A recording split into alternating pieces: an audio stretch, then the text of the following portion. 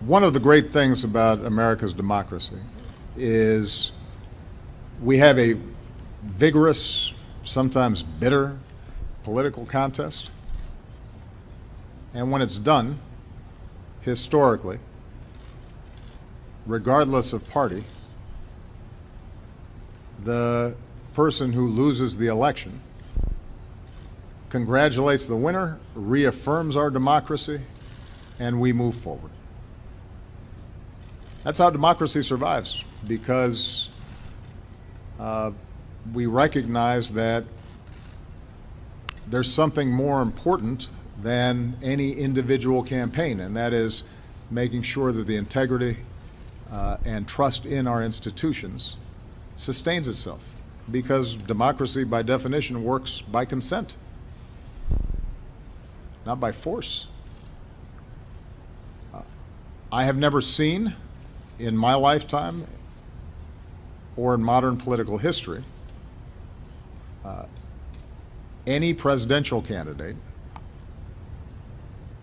trying to discredit the elections and the election process before votes have even taken place. It's unprecedented. It happens to be based on no facts.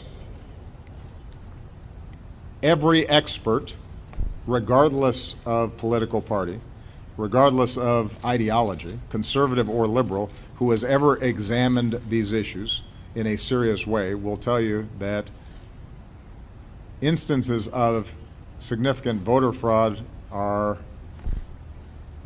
not to be found,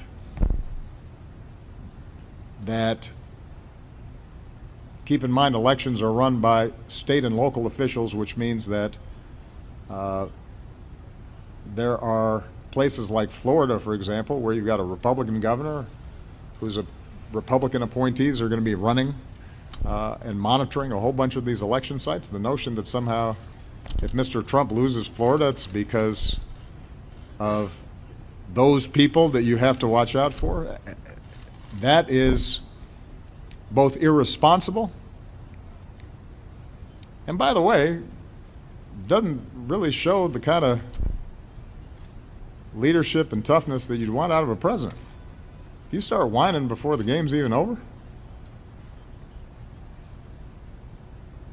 if whenever things are going badly for you and you lose, you start blaming somebody else, then you don't have what it takes to be in this job. Because there are a lot of times when things don't go our way or my way. That's okay. You fight through it. You work through it. You try to accomplish your goals. But the larger point that I want to emphasize here is that there is no serious person out there who would suggest somehow that you could even rig America's elections, in part because they're so decentralized and the numbers of votes involved. There's no evidence that that has happened in the past or that there are instances in which that will happen this time. And so I'd advise Mr. Trump to stop whining and go try to make his case to get votes.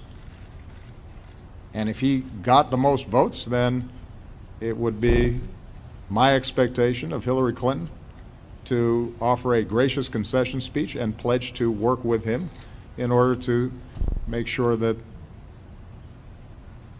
the American people benefit from an effective government. And it would be my job to welcome Mr. Trump, regardless of what he said about me or my differences with him on my opinions, and escort him over to the Capitol, in which there would be a peaceful transfer of power. That's what Americans do. That's why America's already great. One way of weakening America and making it less great is if you start betraying those basic American traditions that have been bipartisan and have helped to hold together this democracy now for well over 2 centuries.